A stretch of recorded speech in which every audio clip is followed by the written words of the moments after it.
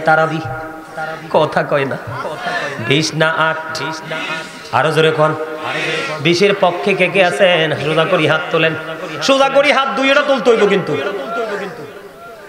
হাত নামান না হাতটা কেনে উঠাইতে কইছি আপনারা তো বুঝেন নাই এখন কিন্তু কিছু চটি মৌলবী বের হইছে আমাদের দেশে কি নাপিতের কাজ কি কথা কয় না ছোট করাই আমার স্বাস্থ্য ভাই দারুণ কথা কইছে রে নাপিতের কাজ কি কাটা ছোট করা ছোট ছোট ছোট একেবারে ছোট পরে ধরাও যায় এখন আমাদের দেশে কিছু চটি মৌলবী বের হইছে চটি বই পড়ে বক্তা বুঝেন না আপনারা চটি মানি ধরেন না ওই 2 3 4 5 10 পৃষ্ঠার একটা বই একজনে লেখলো মন গড়া কথা এগুলো পরে পরে সে বক্তা হয়ে গেল বন্ধু সকল সাহাবায়ে কেরাম ঐক্যমত হয়েছে তারাবি নামাজ 20 রাকাত তো সাহাবায়ে কেরাম কি নবী ছাড়া সিদ্ধান্ত নিছেন কথা কন না কেন আরো জোরে আমার নবীজির প্রিয় সাহাবী আজকেও বন্ধু কিতাব দেখেছি আমি সেই বিতর্কের দিকে যাই না আমি শুধু আপনাদেরকে বলবো আমরা তারাবি 20 রাকাত পড়ব যদি দাঁড়ায়া বলে হুজুর আমি অসুস্থ 12 রাকাত পড়ার পরে ক্লান্তি চলে আসলো আমি আজকে বলে দিলাম বসে বসে 8 রাকাত পড়ে নেবেন তারপরেও তারাবি নামাজ ছাঁটাই করা যাবে না কোনো কাট মোল্লার কথা শোনা যাবে না আমি আপনাদেরকে एग्जांपल দেই চাচা আপনারা যারা আছেন আমরা তখন ছোট ছিলাম পিচ্চি পিচ্চি মনে আছে আপনাদের জামানায় 5 গ্রাম খুঁজে একটা আলেম পাওয়া যাইতো না কিন্তু রহমতে ভরপুর ছিল আলেম ছিল না বেশি রহমতের অভাব ছিল না কমতি ছিল না হুজুর কেন তাদের সিনাই ছিল রাসূল প্রেম কোরআন হাদিসের সঠিক জ্ঞান ছিল সঠিক প্রচার প্রসার ছিল এই জন্য রহমতের কমতি ছিল না যদি আলেম কম থাকছে তারা যেদিক দিয়ে হেঁটে গেছে সেদিক বাগান হয়ে গেছে কিন্তু এখন মৌলবী জাল মারলে জালেও আটবে না কিন্তু খুঁজে দেখেন পিঞ্জরটা খালি কথা কয় না এই কারণে তারা ভুল ফতোয়া দিচ্ছে সস্তা সস্তা কথা বলছে আপনাদেরকে যদি বলে এই আমল নাই ওই আমল নাই আপনারা আমল আছে না নাই সেটা দরকার নেই আপনি বলবেন কোন কিতাবে পাইছো এটা নাই শুধু এইটা দেখাও দেখবেন আপনার সীমানা ছেড়ে বন্ধু পালিয়ে যাবে কথা কি বুঝে আসেনি আমার তারাবি নামাজ 20 রাকাত কয় রাকাত আমি কিন্তু কদরের একটা বরকত আপনাদেরকে বলে দিলাম এবার আসের বন্ধু রমজানের মধ্যে আছে একটা তারাবি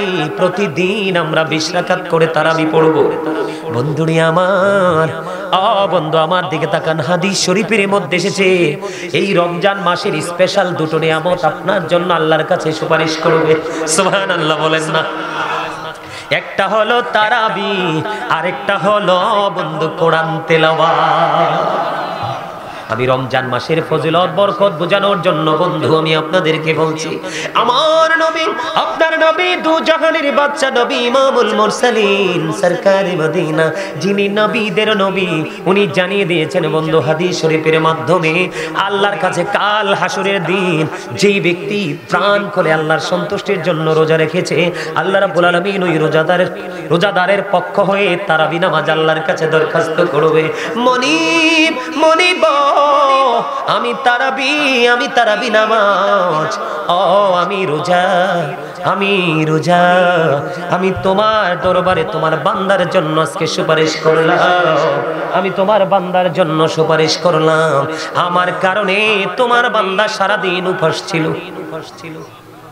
এবং স্ত্রীর কাছে যাওয়া থেকে সে দূরে ছিল যেই কাজগুলো থেকে বিরত থাকলে সে রোজাদার হিসাবে চিহ্নিত হবে ওই সবগুলো কাজ থেকে সে আমি রোজার কারণে বন্ধু আল্লাহর কাছে দরখাস্ত করবে বিরত ছিল গো তুমি তার পক্ষে থেকে আজকে আমি রোজার সুপারিশ কবুল করো জোরে কন্যা সুবহানাল্লাহ আমাদের দেশে দেখবেন এখন বাংলাদেশে অন্য সময়ে হাফেজদের দাম কম থাকলেও বন্ধু এখন দেখবেন সূরা তারাবি অনেক মানুষই পড়তে চাইবে না কথা বলে না কেন হাফেজ খুঁজতে থাকে ঠিক কিনা বলেন আকীদায় যদি একটু যদি গলত থাকে তারপরে এটাকে নাথিং বলে উড়াই দেয় কেন জানেন এটা তার কোরআনের প্রতি প্রেম আমি যে একটু আগে বারবার তারাবি বলেছি বন্ধু আমি তারাবির কথা এই জন্য বলেছি তারাবি নামাজের মাধ্যমে আমরা কোরআন খতম করি কথা কয় না অন্য সময় তেলাওয়াত করিবা না করে কিন্তু খতম তারাবি আমরা পড়ি।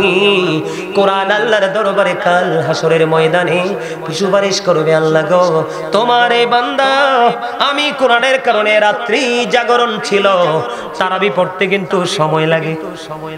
দেখেন রমজান মাসে প্রতিদিন অনেক নামাজ পড়তে হয়। এশারের নামাজ তো 17 রাকাত, তারাবি নামাজ আসে 20 রাকাত। কত হলো? কথা কত? 37 37 রাকাত সোজা কথা। কত রাকাত? এই নামাজ পড়তে কি সময় লাগে না? আপনি যেমন দুনিয়ার বুকে বন্ধু এই পরিশ্রমটা করবেন, এই পরিশ্রম আপনার কাজে লাগবে কাল হাসরের দিন। এই জন্য রমজান মাসটাকে আমাদেরকে আপন করে নিতে হবে। শুধু তাই নয়, রমজান মাসে প্রতিদিন জাহান্নামীকে মুক্ত করা হয়। সুবহানাল্লাহ বলেন না? আল্লাহর দ্বীনের উপর থেকে আল্লাহর কোন বান্দা যদি মাত্র একটা রোজা রাখে, কয়টা রোজা?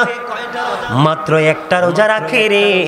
ও বন্ধু, হাদিস শরীফের মধ্যে এসেছে, আপনারা আমার প্রাণের নবী জানিয়ে দিয়েছেন, একটা রোজা সঠিকভাবে রাখার কারণে আল্লাহ রাব্বুল আলামিন ওই বান্দাকে ভালোবাসিয়া জাহান্নাম থেকে 70 বছরের দূরে সরিয়ে দেয়। আরো জোরে বলেন না সুবহানাল্লাহ। কত বছর? সোজা মনে করছেন নি? এখনকার মানুষ বাঁচেও তো না 70 বছর। বন্ধু বন্ধু, এখানে একান্ত নয়, যারা পরিপূর্ণভাবে তোমরা রোজা রাখবা, অন্যায় করবা না, অপরাধ করবা না, সুদ খাইবা না, ঘুষ খাইবা না, মানুষের বদনাম করবা না, মানুষকে বকা দিবা না, অন্যায় অপরাধ সব ধরনের নোংরামি থেকে যখন তুমি বেঁচে থাকবে তাহলেই তুমি রোজাদার হবে। অন্যথায় রাসূল বলেছেন, তোমার রোজা দ্বারা শুধু সারাদিন উপবাসী হলো, অন্য কোনো বেনিফিট তুমি পাইলা না। তোমার তারাবি দ্বারা, তোমার কোরআন তেলাওয়াত দ্বারা তোমার শুধু রাত্রিটাই জাগরণ হলো, অন্য কোনো বেনিফিট তুমি পাবা না। কিন্তু যদি তুমি পরিপূর্ণ রোজাদার হয়ে যদি জীবনটা অতিবাহিত করতে পারো, তোমাদের জন্য আমাদের জন্য স্পেশাল নিয়ামত বন্ধু। আল্লাহ রাসূল জানিয়ে দিয়েছেন, আল্লাহ রাসূল জানিয়ে দিয়েছেন জান্নাতের একটা গেট, সেই গেটের নাম হলো বন্ধু রাইয়ান। আল্লাহ রাব্বুল আলামিন আমাদের জন্য রোজাদারের জন্য স্পেশাল ব্যবস্থা করে রাখলেন।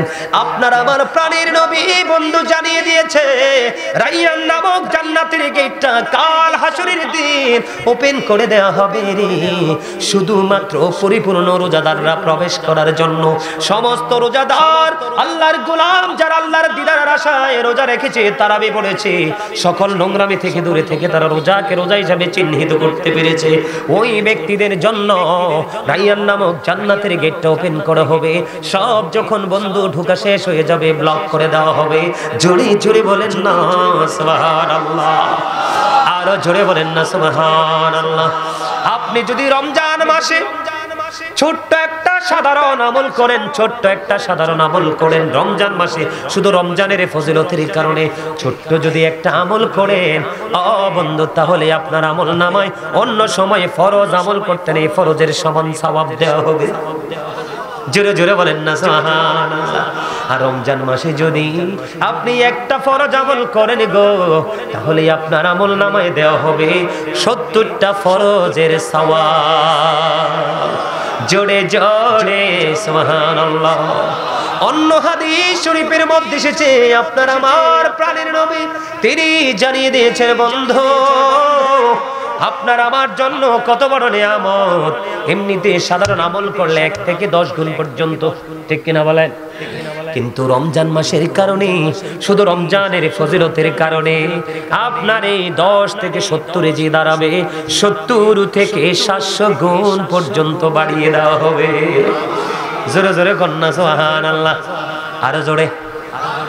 যেমন এক্সাম্পল যদি দেই আমি, আপনি যদি কোনো আমল করেন, যেমন কোরআন তেলাওয়াত, আপনি তারাবি নামাজে কোরআন তেলাওয়াত করতে করতে একটা খতম শেষ করে দিলেন, অথবা পার্ট টাইম আপনি কাজের ফাঁকে ফাঁকে একটা কোরআন খতম পড়লেন, আল্লাহ রাব্বুল আলামিনকে মহব্বত করে আপনার একটা কোরআন খতমের বিনিময় 700 কোরআন খতমের সওয়াব পাবে, শুধুমাত্র রমজান মাসের উসিলায়, অন্য কোনো কারণ না।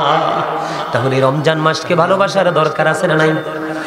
রমজান মাসের মধ্যে আমাদের জন্য স্পেশাল আরেকটা নিয়ামত হলো সেহরি।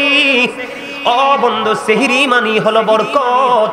সেহরি মানি হলো নিয়ামত। হাদিস শরীফের মধ্যে এসেছে আপনার আমার প্রাণের নবী সেহরি খাওয়ার পরে ফজরের আজান পর্যন্ত ওইটুকু সময় গ্যাপ থাকতো। কতটুকু সময় গো নবী? 50 আয়াত কোরআন যেন তেলাওয়াত করা যায় এইরকম সময় গ্যাপ থাকতো। বুঝতে পারছেন নি?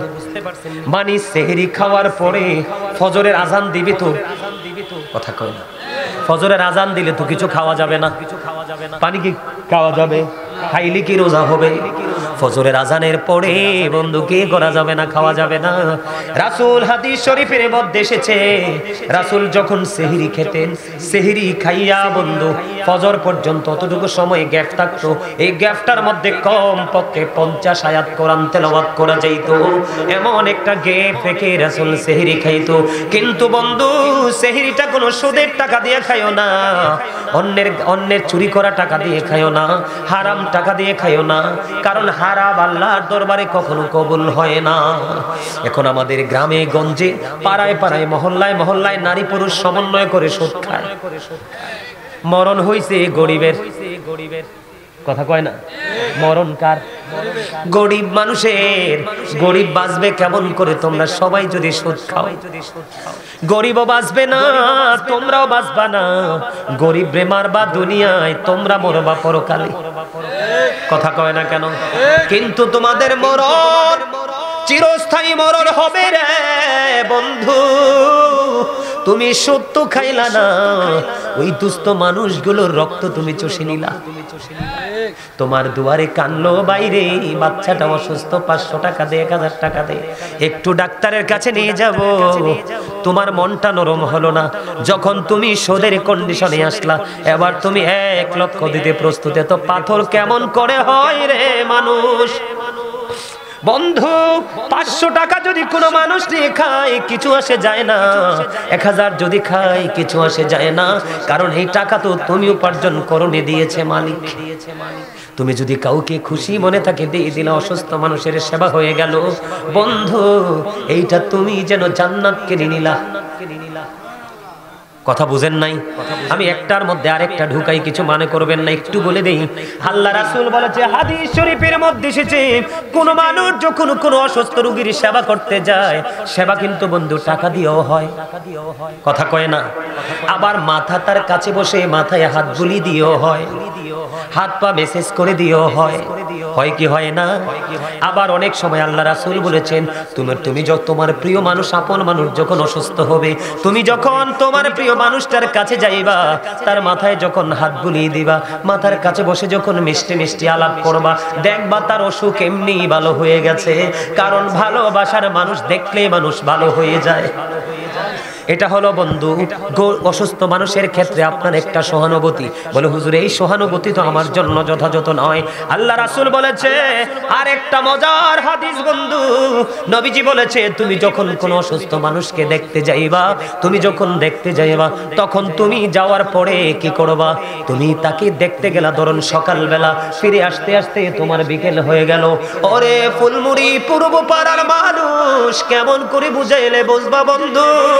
নবীজি বলেছে তুমি সকালে বের হয়েছো রোগী দেখতে, রোগীর সেবা করতে, তুমি বিকেল হয়ে গেল এখনো আসতে পারলা না।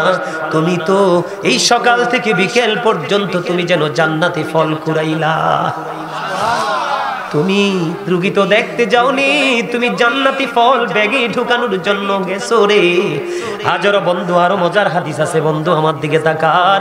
এই জন্য বলি আমাদের গ্রামগঞ্জ বন্ধু পুরো নিষ্ঠুর হয়ে গেছে। আল্লাহ রাব্বুল আলামিন যদি নিষ্ঠুর হয় রে, উপায় খুঁজে পাওয়া যাবে না, ঠিক কিনা? আল্লাহ রাসূল বলেছেন আপনি সকালে গেলেন রোগী দেখতে, কখন? সকালে গেলেন, বিকেল হয়ে গেল, আপনি বিকেলে বন্ধু ফিরে আসলেন। এই ফিরে আসা পর্যন্ত আপনার জন্য 70,000 ফেরেশতা আল্লাহর কাছে মাগফিরাত কামনা করতে থাকে। আপনি বিকেলে গেলেন, ফজর ভোর পর্যন্ত আরো 60 টাকার আরেক দল ফেরেশতা, 70,000 ফেরেশতা আপনার জন্য মাগফিরাত কামনা করতে থাকলো। জোরে জোরে কন্যা সুবহানাল্লাহ।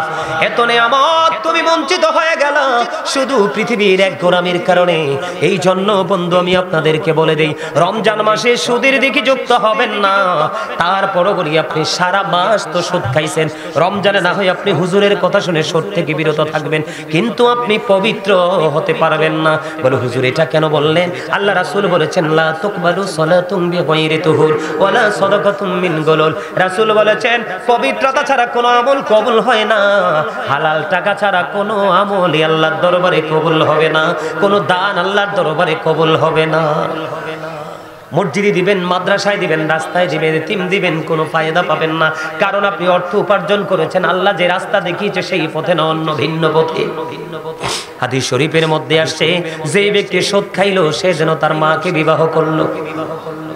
ওমান আউযুবিল্লাহ দি কয় না। সুদের মাধ্যমে যে ব্যক্তি 1টি টাকা মাত্র উপার্জন করলো সে যেন তার মায়ের সাথে 36 বার জিনা করলো। এত বড় জঘন্য অপরাধের মধ্য দিয়ে যারা চেহারি খাইবা গো, তাদের কোনো উপায় থাকবে না। এখন তো স্মার্ট ভাষায় সুদ খায় কয় বেনিফিট, কথা কয় না, আবার কয় মুনাফা, আবার কয় ইন্টারেস্ট, কথা কয় না কেন? যিনি সুদ খায়, যিনি সুদ দেয়, যিনি সুদের টাকা কালেকশনে নিয়োজিত থাকে, এমনি করে করে সুদের সাথে যত সম্পৃক্ত সবার অপরাধ বন্ধু সমান এবং শাস্তিও সমান। এই জন্য সেহরি খাওয়া যাবে না সুদ ঘোষ হারাম টাকা দিয়ে, এবং ইফতারিও করা যাবে না হারাম টাকা দিয়ে, কারণ ইফতারির সময়টা হলো মুমিনের জন্য বড় নিয়ামতের সময়। সেহরির মধ্যে কিন্তু যথেষ্ট বরকত, আপনারা বরকতটা বিনষ্ট করবেন না, আমার অনুরোধ। কথাকে বুঝে আসছেন আপনাদের? এই বরকত নষ্ট করবেন না। ইফতারি এখন আমাদের দেশের মানুষ কিন্তু বন্ধু কসাই চাইতে খারাপ হয়ে গেছে। ভদ্র কোনো মানুষ ব্যবসা করে বলে আমার মনে হয় না। আপনারা আমার দিকে বকার আঙ্গুল তুলতে পারেন, নেগেটিভ আঙ্গুল তুলতে পারেন, বলে হুজুর কেন? যে কোনো সময় আসলেই বন্ধু জনগণকে জিম্মি করার জন্য সিন্ডিকেট করে, কথা কন না কেন? আহারে ব্যবসা, আমার নবীজি বলেছেন ওয়াকিমুল, আল্লাহ বলেছেন ওয়াকিমুল ওয়াজনা বিল কিসতি ওয়ালা তুকসিরুল মিজান। আল্লাহ বলেছেন ন্যায্য ওজন কায়েম করো, ওজনে কম দিও না। ব্যবসায়িক নবীজি ব্যবসা করেছে, নবীজির আদর্শ লালন করো। নবীজির আদর্শ লালন করতে পারছো না, উপায় নাই। আমাদের দেশের এখনকার মানুষ ব্যবসা করার আগে চুরি শিখে, কথা বলেন না কেন? ওই দিন দেখলাম ডিমের বাজারে চড়া, ডিমের বাজার কি চড়া ভক্ত অধিকার থেকে বন্ধু চলে আসলো। আইসা দেখলাম দাড়িওয়ালা মুরব্বী, মাথায় টুপি, কত বড় জুব্বা পরানো, ওনার ওই স্টক থেকে 1 লক্ষের উপরে ডিম ধরছে। ওনাকে প্রশ্ন করার পরে কোনো উত্তর দিতে পারে না। এই টাকা ওই যে বলেছি এগুলো ধোঁকা, এগুলো কি আপনারা বলেন ধোঁকা কিনা? আরো জোরে কোন? বাংলাদেশে শুধু আপনার মুখে স্বাদ লাগানোর জন্য কত ধরনের নোংরামি খাবারের মধ্যে ইউজ করে। আপনাদেরকে আমি আজকে হাত জোর করে অনুরোধ করে যাই বন্ধু, এই যে খোলা আকাশের নিচে সারাদিন লাগায় ইফতারি বানায়, সারাদিন লাগায় ইফতারি বানায় বন্ধু, পাতলা একটা পলিথিন শুধু জাস্ট ফর্মালিটি হিসাবে তার উপর দিয়ে ছাউনি দিয়ে রাখে, রাখে কি রাখে না? এটা যখন দিয়ে রাখে দেখবেন রাস্তা দিয়ে গাড়ি আসা যাওয়া করছে, ধুলা বালির মতো ঢুকছে। যেই তেল দিয়ে ভাজা ভাত তারা ভাজাটা করছে, তেলটাও কিন্তু ভালো না। 3 দিন 4 দিন 5 দিন 6 দিন আমি হোটেলের মধ্যে পর্যন্ত ঢুকছি, ঢুকে দেখেছি মাছি তেলাপোকা পর্যন্ত তেলের মধ্যে পড়ে থাকে বন্ধু। ওই রকম তেল পুরানটার সাথে নতুনটা মিক্স করে বন্ধু তারা কি করে খাবার তৈরি করে। এই জন্য আমার নবীজি কি করতেন? আমার নবীজি জানিয়ে দিয়েছেন যে তোমরা কি করবে, ইফতারির সময় খেজুর দিয়ে ইফতার করবা। সুবহানাল্লাহ বলেন না? নবীজি কাঁচা খেজুর যদি না পাইতো, নবীজি শুকনো খেজুর দিয়ে ইফতার করতেন। ও বন্ধু, নবীজি যদি শুকনা খেজুর যদি না থাকতো, পানি দিয়ে আল্লাহ রাসূল ইফতারি করতেন। এই জন্য আমাদের জন্য সাজেশন হলো বন্ধু, খেজুর দিয়ে ইফতারি করবেন। এই বছর তো খেজুরের অনেক দাম। যদি আপনারা খেজুর কিনতে না পারেন, এটা হাসির জিনিস না, দাঁত তো 32টা দেখাইছে, এগুলো বোঝার জিনিস। এখান থেকে শিখবা, আরেকজনকে বাড়ি গিয়ে শিখাবা, এখন থেকে বুঝবা, আরেকজনকে বাড়ি গিয়ে বোঝাবা। এটাই হলো এখানকার কাজ, ঠিক কিনা বলেন? আপনারা মানুষ আইছেন কয়জন? সপ্ত বাড়িতে আমার এই পিচ্ছি কয়দিন আগে খেজুরের দাম চাইছে কয়দিন রে 3-4 দিন আগে 1 কেজি নরমাল খেজুর দেখতে গেছে 1600 টাকা দাম। এই বাংলাদেশের মানুষ 1600 টাকা হালাল পথ উপার্জন করে 1 কেজি খেজুর খেতে পারবে না, পারবেনি। নরমালের যেটা দুলাবালি যুক্ত একেবারে লোকাল, ওটা নাকি দেখতে গেছে 600 টাকা দিয়ে বন্ধু 1 কেজি কিনতে হয়। এই জন্য নবীজি বলেছে কাঁচা খেজুর যদি পাও কাঁচা খেজুর দিয়ে ইফতারি করবা, যদি না পাও শুকনো দিয়ে ইফতারি করবা, যদি দুটোর একটাও যদি জীবনে না জুটে তাহলে পানি দিয়ে ইফতারি করবা। তারপরেও বর্তমানে বাংলাদেশের চোখে দেখে ভেজাল দিয়ে ইফতারি করো না। নবীর কথা মানবা, নবীর আদর্শকে লালন করবা, দুনিয়ায় সুখী হবা, পরকালে নবীজির প্রেমের ও প্রিয় বান্দা হিসাবে বিবেচিত হয়ে জান্নাতুল ফেরদাউসে যেতে পারবা। জোরে বলেন না ঠিক না ঠিক? কথা মানবেননি? ও বন্ধু, আপনারা দেখেন জুসের মধ্যে ভেজাল। আজকে দেখলাম একটা খবরের মধ্যে আসলো চিংড়ি মাছের মধ্যে কেমিক্যাল ঢুকায় সিরিজ দিয়ে ওজনে ভারী করার জন্য। এগুলো আমাদের জন্য মরণ ফাঁদ ছাড়ার কিছুই না।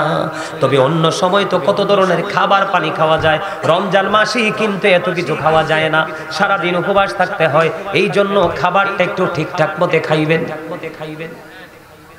কথা কি বুঝেন না? তো ঠিক কর না, একটু সুন্দর করে কর। হ্যাঁ, আমার চাচা কা ফরমালিন মুক্ত খাওয়া, আরো জোরে কি মুক্ত খাওয়া?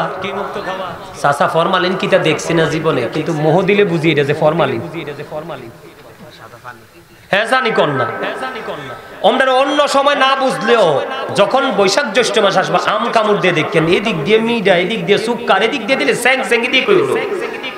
হ্যাঁ জানিও। হ্যাঁ,